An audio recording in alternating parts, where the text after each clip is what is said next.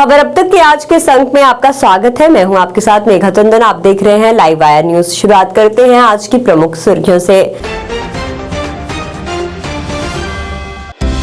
कराल सेक्टर में घुसपैठ की कोशिश नाकाम, एक आतंकी ढेर, तलाशी अभियान जारी।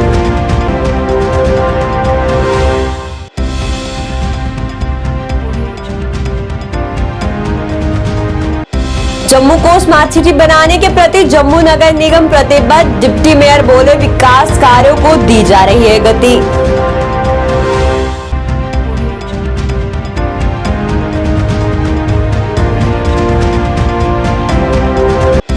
जेपीडीसीएल द्वारा जम्मू में आयोजित किया गया जेपीडीसीएल इंडस्ट्रियल कॉन्क्लेव 2022, जाने माने उद्योगपति भरत चौधरी भी रहे मौजूद।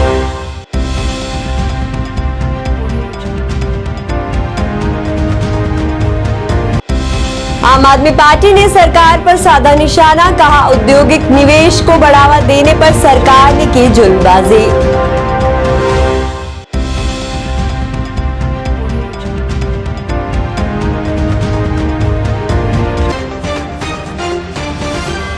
अब खबरें विस्तार से।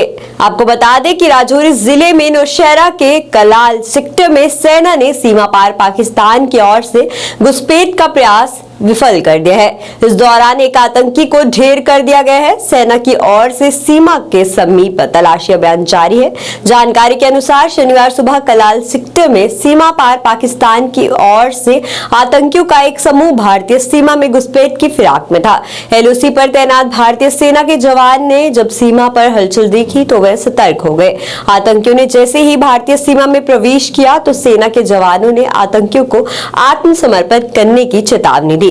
घुसपैठ की फिराक में आतंकी पाकिस्तान सीमा की ओर भागने लगे। इसी दौरान अचानक एक बम धमाका हुआ और एक आतंकी वहां पर ही ढेर हो गया।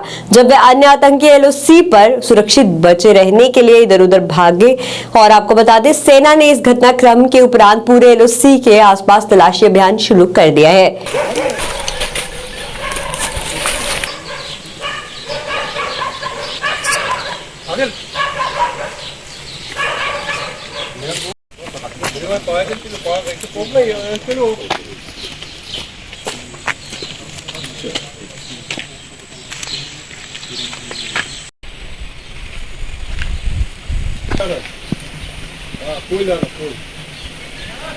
जम्मू को स्मार्ट सिटी बनाने के लिए लगातार विकास कार्य जारी हैं। आज इन विकास कार्यों को लेकर जम्मू के डिप्टी मेयर द्वारा जानकारी दी गई।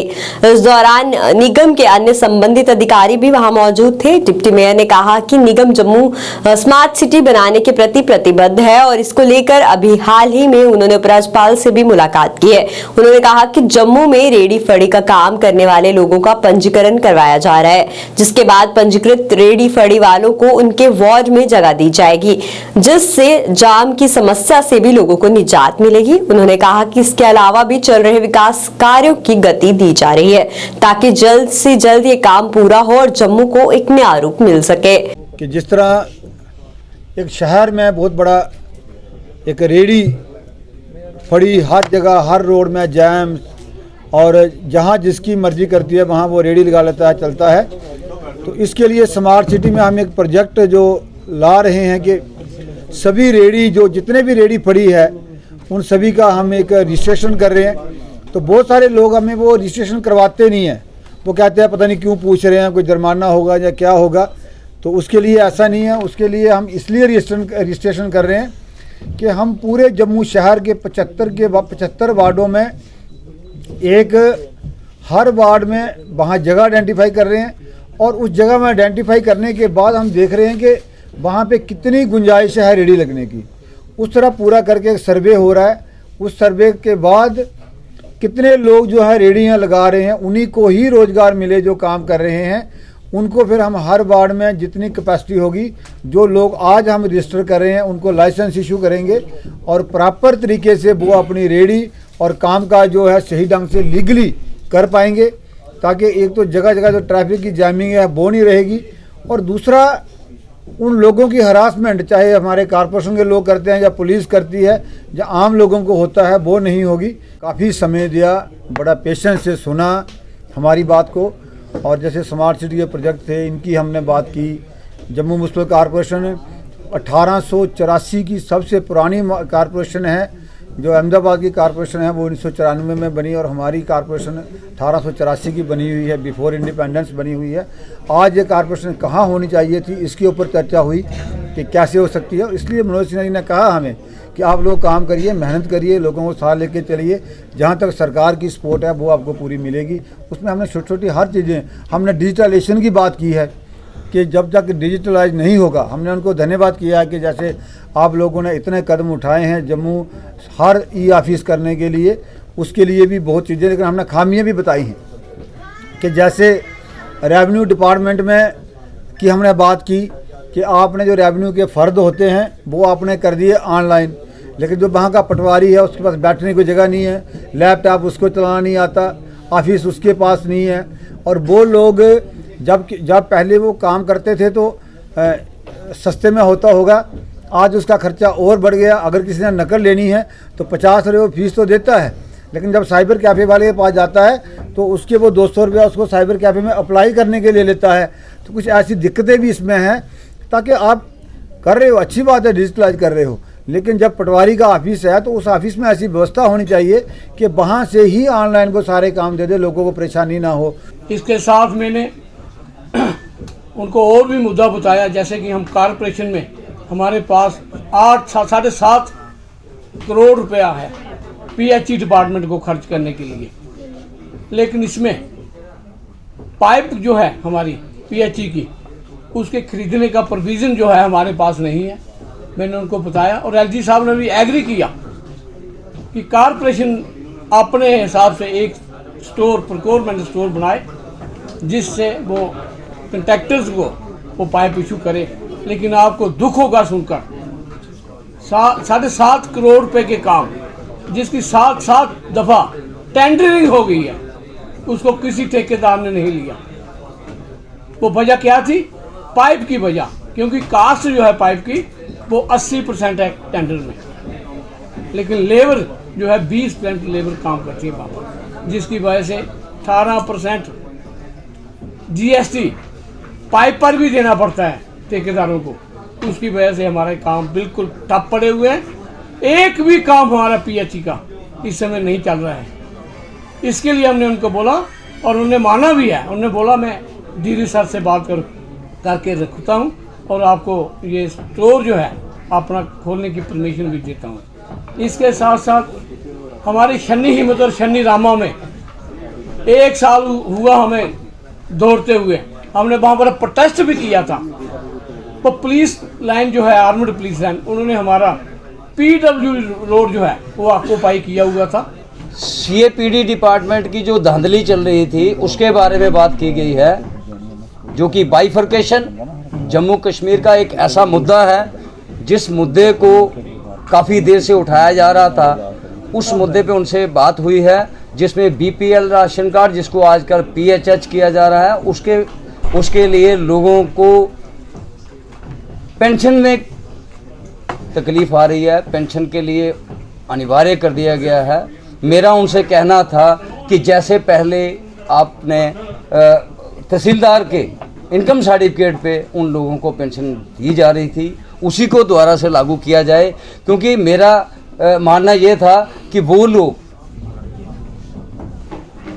कैसे अपनी पेंशन के बिना गुजारा करेंगे।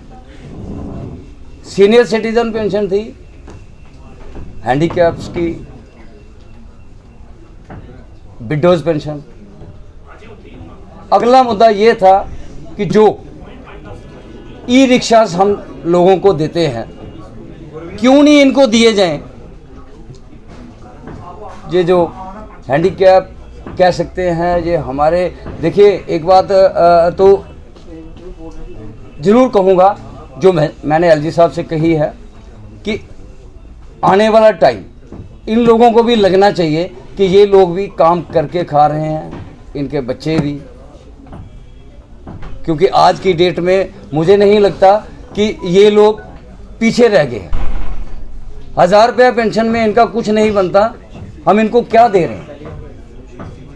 अगर 25 से 30% पे ई रिक्शाज लोगों को दिए जा रहे हैं, तो इनको 10% और करके अगर इनको ई रिक्शा देते हैं तो मुझे लगता है कि इनकी भी जो घर का खर्चा है वो चल सकता है। जेपीडीसीएल द्वारा जम्मू में जेपीडीसीएल इंडस्ट्रियल कॉन्क्लेव 2022 का आयोजन किया गया। बता दें इस दौरान वहां बड़ी संख्या में निवेशक और उद्योगपति मौजूद रहे, जिन्होंने इस दौरान बात की कि कैसे जम्मू कश्मीर में उद्योग बढ़ाया जाए और उद्योगपतियों से कई मुद्दों पर भी बात की। वहीं इस मौके पर आयोजकों ने भी इस इंडस्ट्रियल कॉन्क्लेव पर जानकारी दी और कहा कि इससे जम्मू कश्मीर के व्यापार को बढ़ावा मिलेगा। कार्यक्रम में मौजूद मशहूर उद्योगपति भरत चौधरी ने भी कॉन्क्लेव में अपने विचार रखे और कैसे कारोबार को बढ़ाया जाए इस पर जानकारी दी। Stakeholders are here, and there is such a free environment to talk. Earlier, we have never ever witnessed this. We've been running hotel industry, other manufacturing units, but we have never witnessed this. That somebody from the government, from the administration, is actually here, and they are, supporting us so well.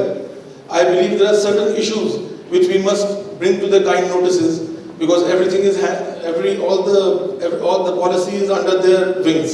So we must, if they are so open to all this, so we must go to them.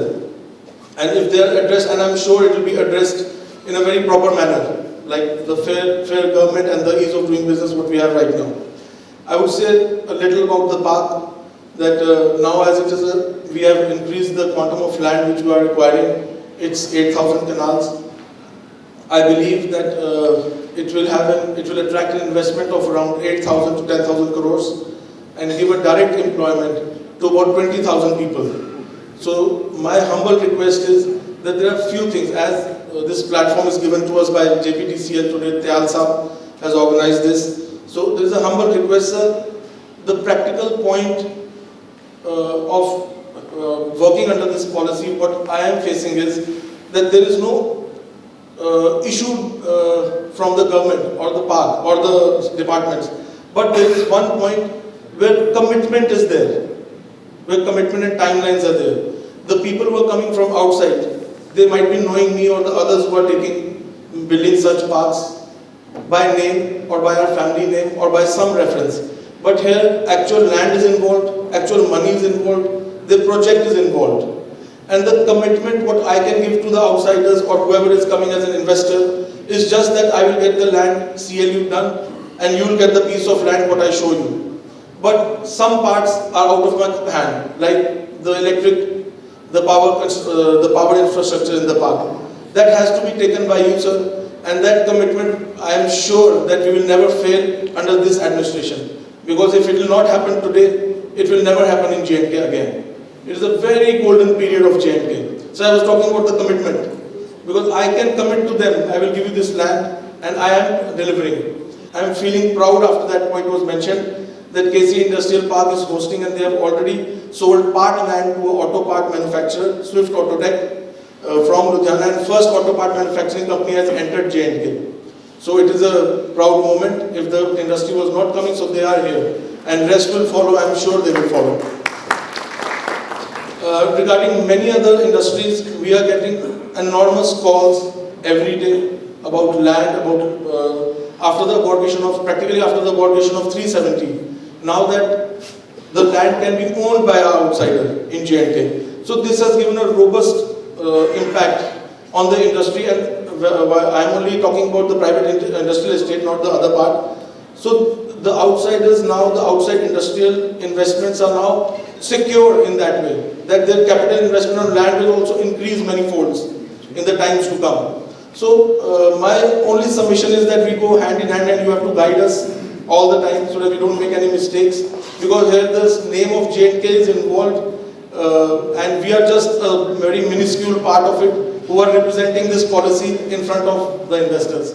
So I would, lastly I would just thank once again to Tyal Saab, and it is a great platform which you have given us, maybe for 2 minutes, but we have kept our word. And also I will take this opportunity, though ma'am is not here, the DC Samba, she is also playing, Anuradha ma'am, she has played an enormous role.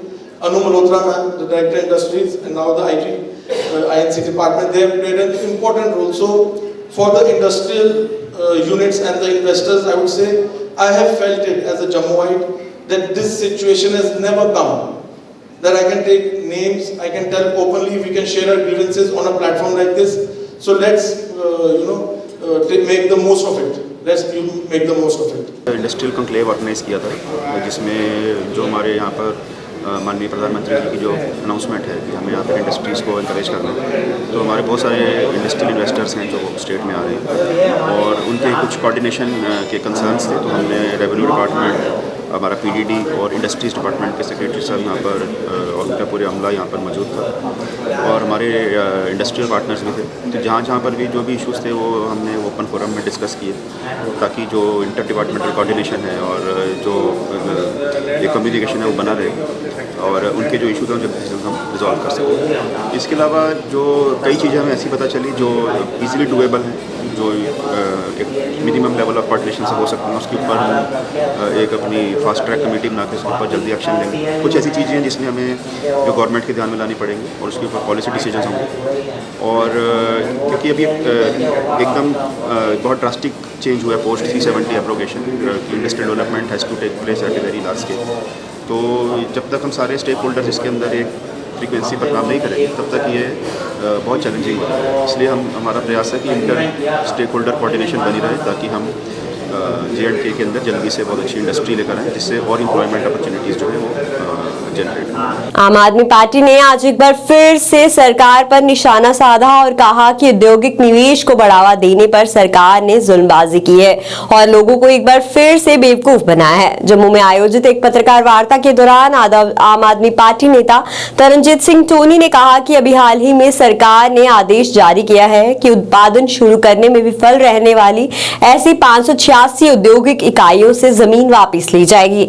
सरकार ने इन कंपनियों को अंतिम notice जारी कर दिया है। उन्होंने इस आदेश की निंदा की और सरकार पर जमकर निशाना साधा।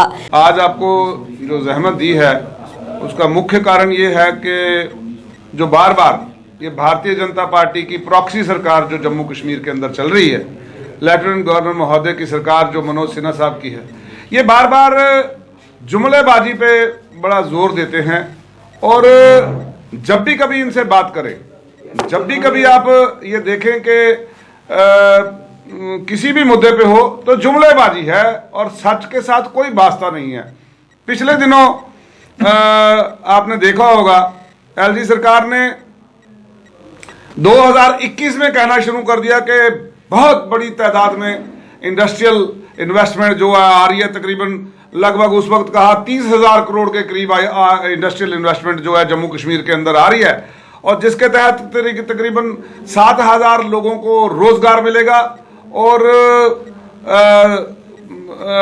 ये जो है पहले पार्ट में जो है 3,000 करोड़ के करीब इन्वेस्टमेंट आएगी और उसमें से तकरीबन अभी 2-4 दिन की बात है, थोड़े दिनों की बात है, समिता सेठी जी जो इस वक्त सिडको डिपार्टमेंट को देख रही हैं, जो उनके मुख्य कार्यरत हैं वहां पर, उन्होंने कहा कि जी 586 इंडस्ट्रियल सेटअप के लिए लैंड के जो हमारे पास एप्लीकेशंस आई थी और उन 586 में से 462 कश्मीर के लिए, 124 जम्मू के लिए।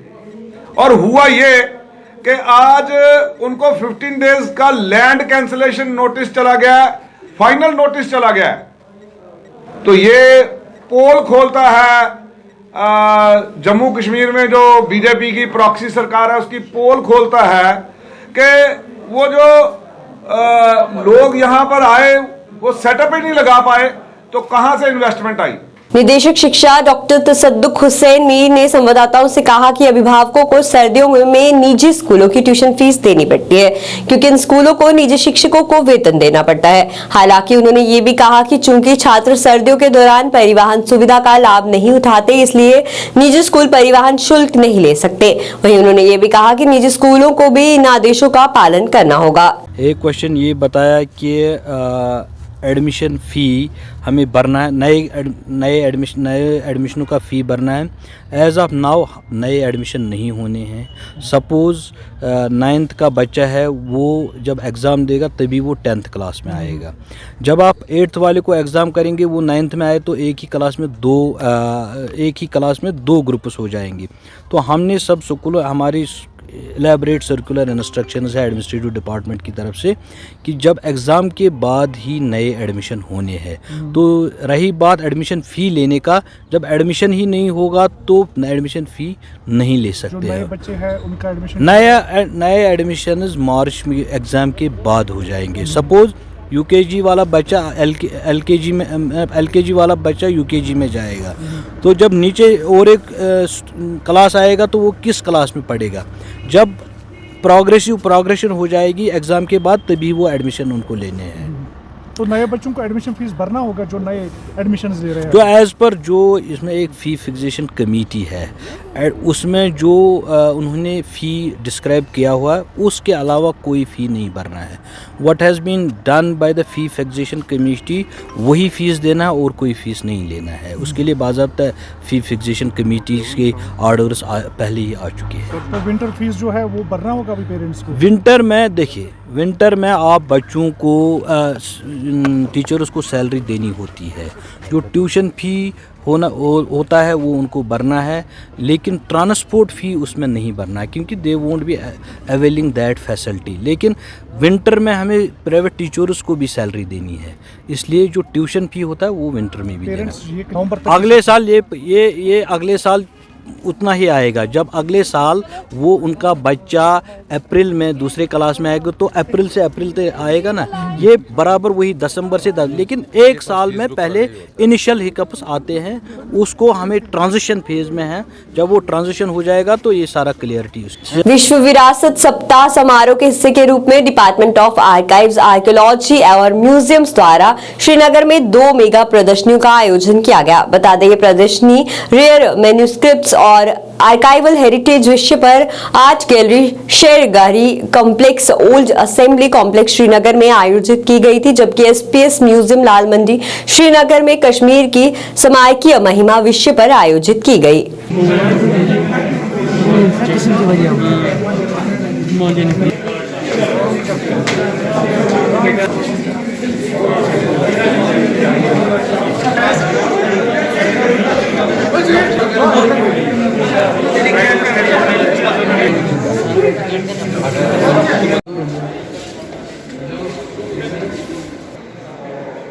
आज इस वर्ल्ड हेरिटेज वीक जो पूरे दुनिया में मनाया जाता है, कि हमने भी इस सिलसिले में 4 एग्जीबिशंस किए हैं यहाँ पे। एक तो है मॉन्यूमेंटल ग्लोरी ऑफ कश्मीर, जिसमें हमने फ्लैक्स बनाए हैं ताकि लोगों को पता चल जाएगा कि जो हमारे पास मॉन्यूमेंटल ग्लोरी है एंशिएंट टू मिडिवल मॉडर्न तक, वो हमने इसमें पूरे दिए हैं।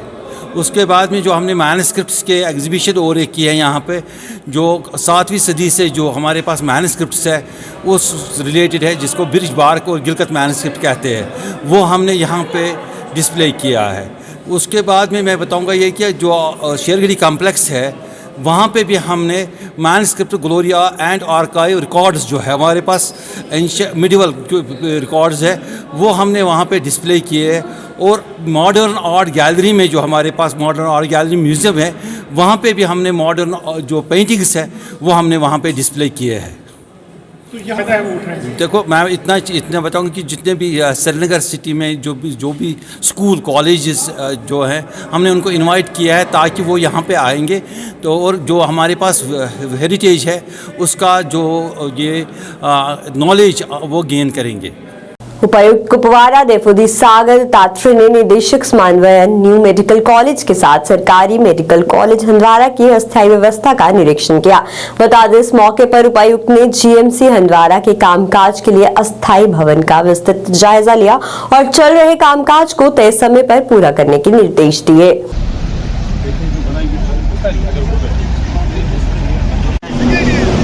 आपको कब जरूरत है? मेरे को पड़ जाएगी तो मुझे आप वीज़ा दे दो, मैं आपको 1 महीने में करा दूँगा। इसके पीछे दूसरी किसकी जरूरत है? ये बिल्डिंग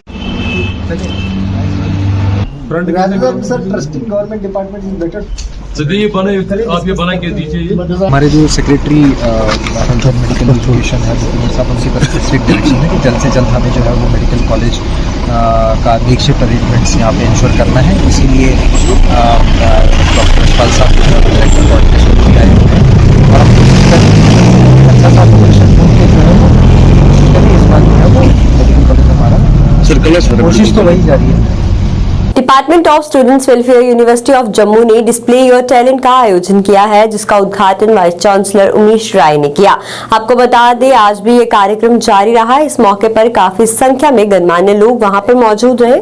इसमें भाग लेने वाले काफी संख्या में युवा पहुंचे, जो अपनी कला का प्रदर्शन करते नजर आए। आज कलाकारों ने इस दौरान कई सांस्कृतिक कार्यक्रम प्रस्तुत किए, जिसकी दर्शकों ने खूब सराहना की। आज इसमें पेंटिंग कॉम्पिटिशन का भी आयोजन किया गया, जिसमें कई छात्रों ने भी भाग लिया।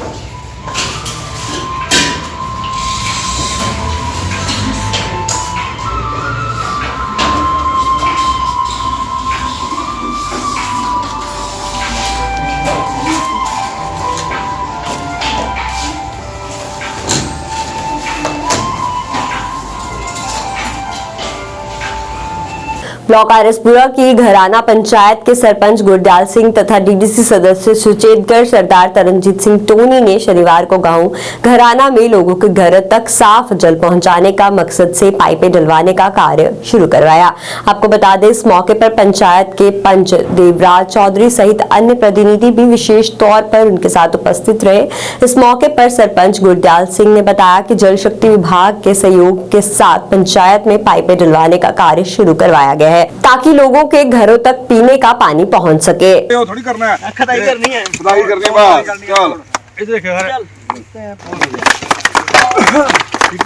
कौन है? पाइपलाइन का काम शुरू कराया गया है, जिसमें हमारे बड़े भाई तरनजीत सिंह टोनी जी, जो हमारे डीडीसी मेंबर हैं सुचेतगढ़ से, ये भी हमारे साथ यहाँ पे पहुँचे हैं और इसका जो नींव पत्थर रखा गया है इस कार्य का, मुझे पूरी आशा है कि जो काम है वो जो टाइम शेड्यूल है उसके अंदर पूरा होगा और क्वालिटी ऑफ वर्क जो है वो भी उसके ऊपर भी अच्छा ध्यान दिया जाएगा, ये मुझे पूरा यकीन है। इसके साथ ही हम जितने भी आज यहाँ पे बंदे इकट्ठे हुए हैं हमारे गांव से, हमारी पंचायत से, जहाँ बाहर से भी जो साथी आए हैं, मैं सबका धन्यवाद करता हूँ कि उन्होंने अपना कीमती समय निकालकर इस शुभ घड़ी में अपना समय दिया है। और इसका कितना लाभ मिलेगा? 25 से 30 सालों से यहाँ पे जो वाटर सप्लाई की पाइपलाइन थी ये ख़त्म हो चुकी है। अब आज इसे नए मिलने से, क्योंकि यहाँ का पानी का जो वाटर लेवल है वो काफ़ी डाउन चला गया है, तकरीबन 170 फीट के आसपास में यहाँ पे पानी चला गया है, तो पाइपलाइन लगने से एक स्वच्छ वाटर जो पानी है वो लोगों को मिलेगा और लोगों की सेहत के ऊपर इसका काफ़ी अच्छा प्रभाव रहेगा। कहता हूँ कि ये जो जेजेएम की कोई तकरीबन 2.5 करोड़ की स्कीम है और इसमें हमारा ये गांव गरानी और गरानी तक पूरी पाइपलाइन बिछाई जाएगी।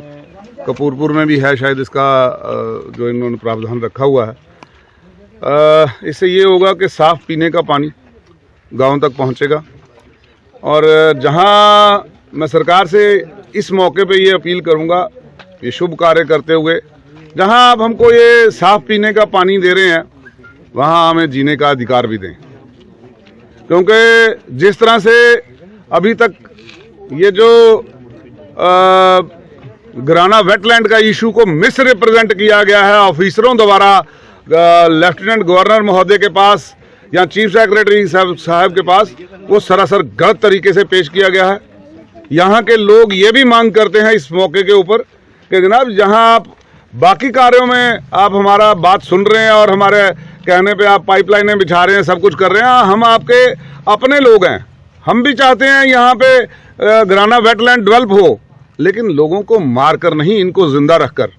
हमारा ये कितनी बार लोगों ने कहा कि ये पास में आपके ये जो है चक्रोई फार्म है, उसकी जितनी लैंड आप यहाँ से लेते हैं उतनी लैंड आप हमको वहाँ दे दें, इंटरनेशनल इस्लामिक स्कूल हंदवारा की छठी कक्षा के छात्र फलक फयाज ने गोवा में आयोजित हुतकन कराटे इंडियन एसोसिएशन स्काई द्वारा आयोजित इंटरनेशनल कराटे चैंपियनशिप में स्वर्ण पदक हासिल किया है। वहीं आईआईएस स्कूल की फैकल्टी ने इस अवसर पर खुशी जाहिर की और उसे भविष्य के लिए भी शुभकामनाएं दी।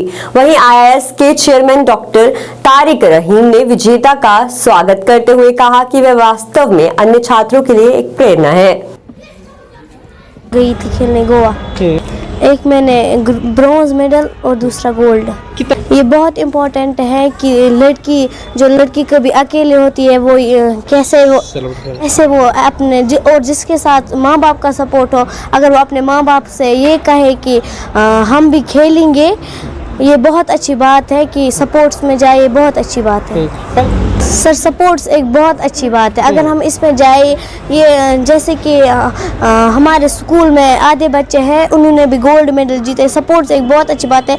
मैं जो आजकल बच्चे जो ड्रग्स करते हैं उसके बगैर वो सपोर्ट्स में अगर जाए वो बहुत अच्छी बात है। हमारे स्कूल के लिए, इवन हमारी ऑल ओवर, पहले हमारी कश्मीर के लिए फ़ख्र की बात है, हमारे स्कूल के लिए भी फ़ख्र की बात है। और मैं हर एक पेरेंट्स से रिक्वेस्ट करती हूँ, हमें पता है हम किन हालात से आज गूंज रहे, सो हमें अपने बेटियों को मार्शल आर्ट्स में जाने के लिए इजाज़त देनी चाहिए, क्योंकि हमें पता है हमें किन किन हालातों से गुजरना पड़ता है।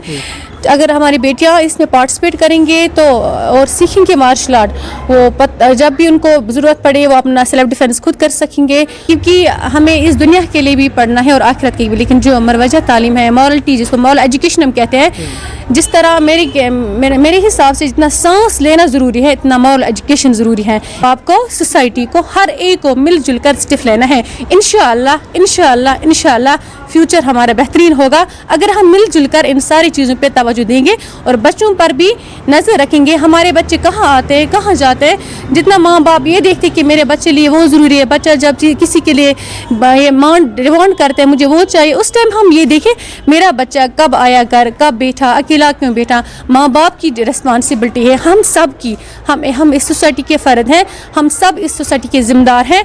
मिलजुल कर हमें हर एक चीज़ पर तवज्जो देना है। इंशाअल्लाह अगर हम ईमानदारी के साथ हर एक ड्यूटी निभाएंगे, हर एक इस सोसाइटी का बंदा, इंशाअल्लाह फ्यूचर में हमारा आने वाला जनरेशन बेहतरीन जनरेशन बनेगी। पुंछ में पिछले कई साल से बनी मिनी सेक्रेटेरिएट की बिल्डिंग बेकार पड़ी है। ये बिल्डिंग करोड़ों रुपए की लागत से तैयार हुई थी और विभिन्न सरकारी कार्यालयों के लिए संयुक्त रूप से बनाई गई थी। लोगों ने हमारे संवाददाता से बात करते हुए बताया कि प्रशासन के कुछ अधिकारी पैसे लेकर प्राइवेट घरों में विभाग के कार्यालय चलवा रहे हैं, जिससे हर साल लाखों का किराया लिया जाता है। लोगों ने उपराज्यपाल से इस मामले का संज्ञान लेने और सभी सरकारी कार्यालयों को इसमें शिफ्ट करने की मांग की।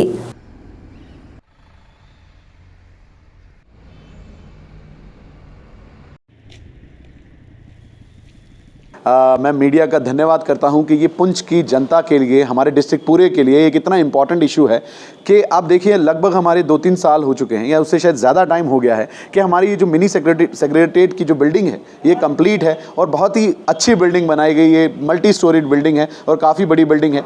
इसमें हमारे जितने डिपार्टमेंट्स हैं, चाहे वो डिप्टी कमिश्नरेट के हैं, हमारे बाकी भी जो ऑफिसेज़ हैं, जो वो ऑफिसेज़ जिनके लिए लोगों को दूर दराज के इलाकों में जाना पड़ता है। एक ऑफिस हमारा अगर प्राणी पुंछ में है, दूसरा ऑफिस हमारा सुक्का गट्ठा में है, फिर ऑफिसेज़ कुछ हमारे जो प्राइवेट बिल्डिंग्स में मजबूरन जो है हायर करके अब चलाने हैं, क्योंकि अगर बिल्डिंग नहीं है तो किराए पर लेके चल रहे हैं। वो बहुत दूर दूर एरियाज़ में हैं। वो ऑफिसर्स के लिए काम करना भी मुश्किल है प्रॉपर इंफ्रास्ट्रक्चर के बिना, और लोगों के लिए भी है। देखिए, मैं आपके चैनल के माध्यम से बताना चाहूँगा कि इस वक्त डिस्ट्रिक्ट पुंछ में जो है जितने भी हमारे डिपार्टमेंट्स हैं वो उनको बहुत बड़ी परेशानी हो रही है। कोई डिपार्टमेंट जो है कुनिया में है, कोई अगर देखेंगे भैंस में है, कोई अगर देखेंगे तो नंगाली साहब तक जो है ये फैला हुआ है। और अगर इस तरफ आप देखेंगे तो ये दिगवार के एरिया तक तो फैले हुए हैं। तो हमारे इस पुंछ में जो है एक मिनी सेक्रेटेरिएट की बिल्डिंग बनी थी जिस पे करोड़ों रुपया खर्च किया गया, लेकिन बदकिस्मती से जो है 4-5 साल पहले जब टेररिस्ट अटैक हुआ, जिसमें एक मेरे जानी दोस्त थे, मतलब मेरे बिल्कुल करीबी दोस्त थे, उन्होंने अपनी जो है जान की वहाँ पे आहुति दी वहाँ पर।